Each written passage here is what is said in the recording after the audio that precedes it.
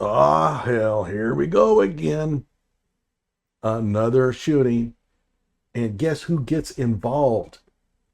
Yeah, we'll tell you a little bit later. Here we go. Hey there. Put your hands on the dash. Yes, sir. No one All right, put your hands on the dash. He said, yes, sir. He's got his hands on the dash. reach around, you understand me? Yes, sir, I understand. Of course, I want to take another car, please. Yes, sir, I understand. So he acknowledges the fact that the cop told him, put your hands on the dash, and he knows what that means. 62s. Whoa, wait a minute. What happened there? Let's back that up. Watch his left hand. Reach around, you understand me? Yes, sir, I understand. Of course, I want to take another car, please. 62s. He's reaching for it. He has a gun on his lap. And the officer, he doesn't care for that too much. Keep your hands on the fucking dash. You reach down there again and I will shoot you, motherfucker. Seems pretty clear. And what does the dude do? He pulls both hands off the dash. Keep it on the dash, bro. Keep them on the fucking dash. Even the driver says, man, put your hands back on the dash. Oh my God. Some people just don't learn. Make it 84. Don't reach for that gun or I'll shoot you, you motherfucker. He says, make it 84. I don't know the police code, but obviously that must tell other officers that this is much more urgent than what was previously known. And that was because the guy is trying to reach for his gun. Hey, stay back! Don't reach for that gun! He does it again, this time with his right hand. Keep your hands on the motherfucking dash! Keep your hands! What happened? Let's take a look at that left hand again. Watch the left hand. Keep your hands! Shots fired, shots fired. I got you. Let's get the 62 and get him out. Where's it at? On him. It's right down there on his lap. All right. Okay? Yeah. By the way, that's 3 times that he tried to reach for the gun. Now, I know some people will say, well, maybe he had to scratch an itch or something. Yeah, I mean, that's possible. But after the first time, I would think that he would know better than to do that. Daniel Shaver, for example, was on his hands and knees and walking, and he just reached down quickly to pull up his shorts. And the officers blasted him to kingdom come. All right, of course, nobody cared about that because he was white. Here, this is 3 times that officer told him to put your hands on the dash. Yep. Let's get him out, get the gun. Hold on. You slide over so we're not crossfire. Slide. Hey, watch crowd. Pretty good coordination. More cars for crowd control. Slide. I'm on him. You hold him. I got 62. Gee, what's that? Now, that's a gun. In fact, this is what he was reaching for. It's a Draco. Essentially, it's an AK-47. Now, I didn't know much about this gun, so I had to kind of look it up. It's not a cheap gun. I mean, it's $1,000 for this one here. But at any rate, everybody is going to go all into conniptions over this shooting. We've been through this a million times. Hello out there. I am trying to get through. With cold, blunt analysis cradled in the warmth of reasoning, it's time for Johnny Walker Dread to straighten you out on a thing or two. Emanating all the way from exciting Las Vegas, Oklahoma, it's time for the Johnny Walker Dread Show. Now, late this afternoon, Linzell Parham's cousin joined 21 Alive reporter Amelia Miles here at Television Park after seeing the body cam footage for himself. We want to share a portion of their conversation for you now. I forgot to mention, by the way, the name of the ballistics recipient was Linzell Parhm, P-A-H-R-M, which is kind of odd because Parham, P-A-R-H-A-M, is a pretty common name among blacks, and so I thought maybe there was a typo. But no, I think that's how they spelled his last name. Whatever. Right now at 7, we are sitting down with Linzell Parham's cousin. You were on Facebook Live earlier today, and you were very emotional. Emotions were very high, and they've been high for the past couple days now. Talk about what you saw in the video that was recently released today and your emotions beyond that. Seeing that cop. Dude, no. We don't wear cowboy hats and wear shirts like that. And we especially don't wear earrings And it doesn't matter that they're dream catchers. That doesn't make it Western. Sorry, man. You got to do something about that wardrobe if you want to look cool like me. You know, the way he handled it, I feel like he just was careless, thoughtless, ruthless. Like I said in my live earlier, I try to look at it from every aspect, and I did my best to look at it from the cop's point of view. I bet. When you pull up and you see someone with armed and a gun in the car, you're gonna react the way that he did. But I feel like the way he was cussing, Oh, no, he was cussing. Now, keep in mind, I'm not a fan of cops cussing, okay? But that doesn't explain anything here. It's not like the suspect said, oh, wait a minute, he's using the F-bomb. I guess I just don't understand what he's trying to tell me. No, it doesn't work like that. I didn't like his verbiage and the stuff that he was saying, and that was just too much for me. When you count how many times the officer and the people outside of the car were talking about your hands up, how many times did you count? And do you think that was enough time? Do you think the officer should have moved back? Like, what did you think should have happened? Obviously, not what happened, but, another type of way of doing things. That's a good question, by the way. I'm glad that she's asking him, well, if you don't like what the cop did, what would you have done? I'm so conflicted because if I was the cop, I don't think I would have reacted exactly the way he did. I kind of understand because the gun was a big gun, okay? Yeah, the Draco does fire an AK-47 round, the 30 caliber, what all your AK-47s fire. And so, yeah, that pointy thing coming out of the barrel can do some real damage. I just want to know, why were you on the passenger side of the vehicle? Well, keep in mind, when he walked up, he probably didn't know it was the passenger that was a problem. Usually cops like to pull into the passenger side because it gives them a wider range of view of the driver's actions. Also, it gets them out of the traffic area. So cops pulling up to the passenger side is very common. And it's far more common today than it used to be. When I was a kid, cops never used the passenger side, but now it's probably most of the time. I don't see an issue there at all. I just don't understand that. I don't know if there's I'm used to a cop going on the driver's side. What drew you to the passenger side of the vehicle? It makes me feel like you knew my cousin from somewhere. Maybe you would, I don't know what was going on with that. Actually, quite the opposite. The fact that he pulled up on the passenger side indicates that his concern initially was more about the driver. But this argument doesn't do your cousin any favors. I mean, essentially you're saying is that the cop knew that your cousin was the real problem in the car. How does that help? The protests and even the memorial yesterday, the two things that were coming out of people's mouth were release the body cam and justice for Linzell. The body cam has been released, but what about the justice? Okay. I'm happy about the body cam, and I'm so glad. I don't know if it's because of Sharon Tucker, so if it was, then thank you so much. But what's next?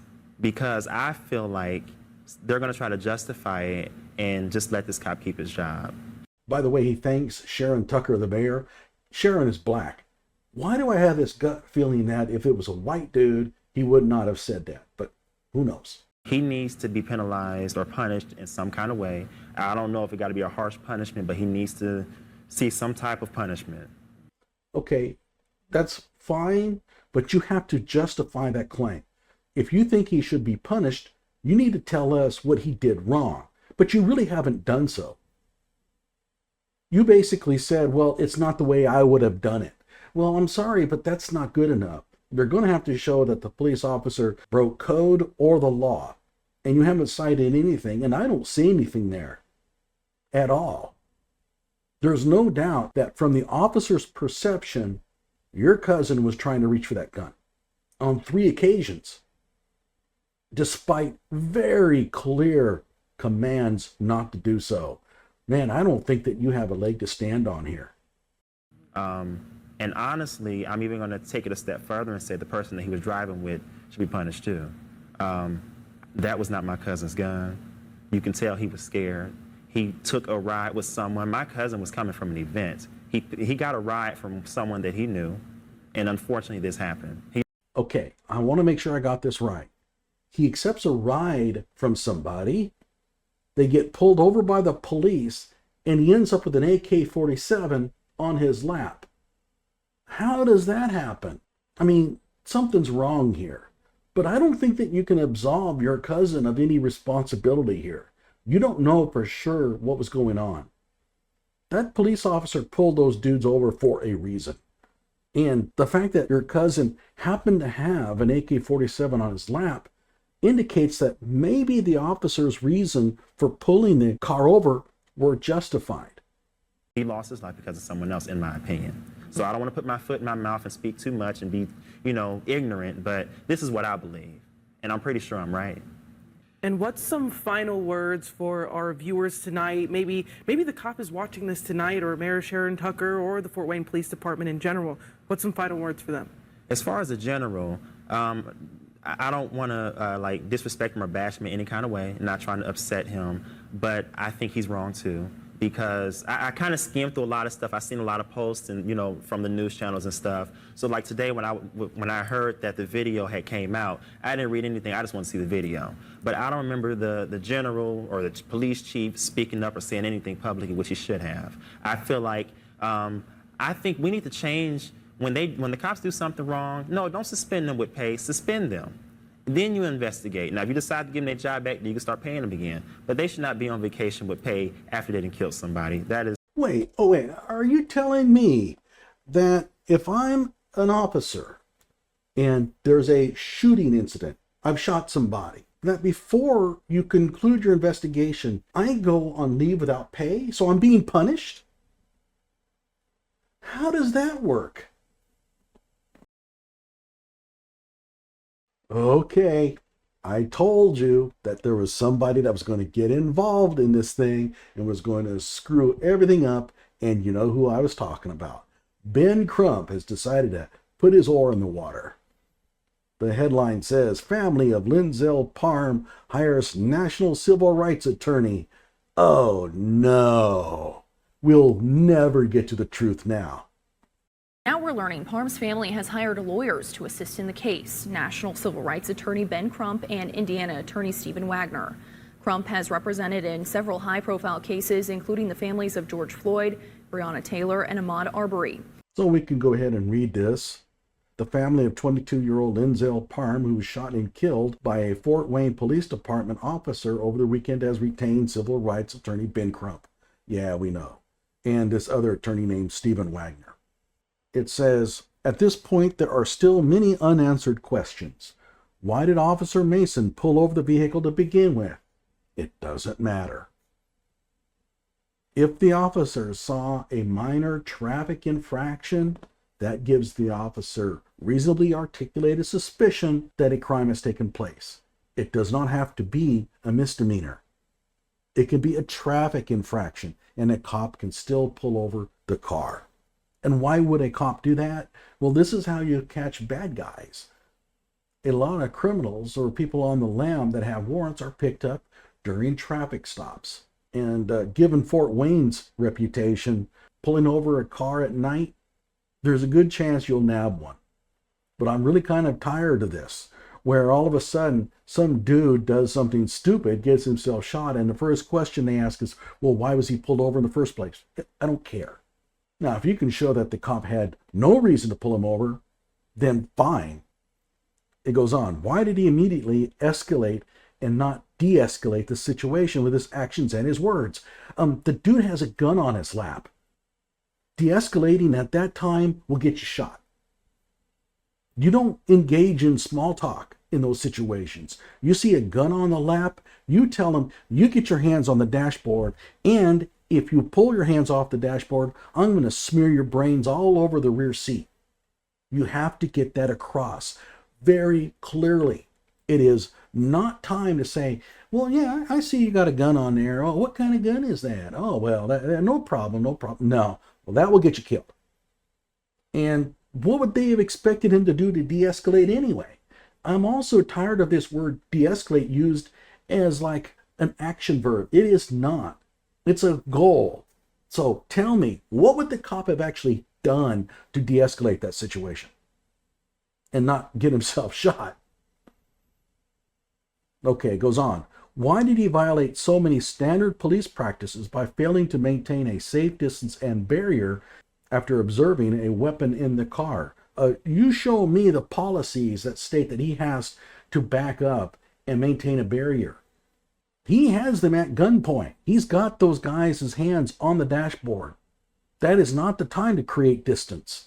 It's the time to close distance, get that gun in their face, and let them know that they have to keep their hands on the dashboard. It goes on. Why didn't he back away and wait for additional officers who were less than a minute away? Okay, guys, it's very clear. He has a gun on them. They have their hands on the dashboard. He has the tactical advantage. At that point, why in the hell would he back away and go back to his car? He would be giving up tactical advantage. He's got the drop on them. He's got them at gunpoint, and he's got their hands in a safe spot. You stay on top of that situation. You don't back away. That's just insane. I'm not a cop at all, but just using common sense tells you that you don't do that. Because let's suppose that he goes back to his car and he radios in help. Okay, he's lost the tactical advantage. Yeah, now he has some extra officers coming, but now they got to extract him from the car. So you didn't gain anything. Plus, the dude in the driver's seat could be a hostage or be taken as a hostage. Again, he had the drop on them. He had his service weapon trained on them. He had their hands in a safe spot. You don't give up that kind of tactical advantage. Okay, so tell me what you think. Do you think the cop is justified in his actions? Well, after listening to me, you probably do, because you know that I'm the voice of reason. Like my video and subscribe to my channel.